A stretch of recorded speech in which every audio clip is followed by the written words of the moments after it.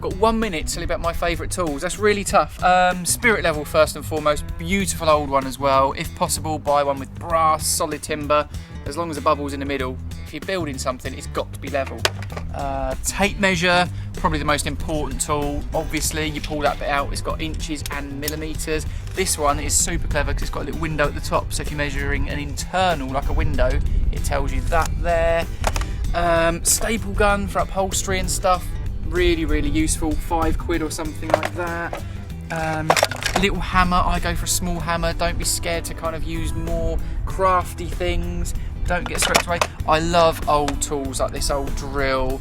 It's beautiful, it feels gorgeous when you're making things like that, but in reality, sometimes you need a bit of power as well. Cordless drill, this is a 5 amp battery.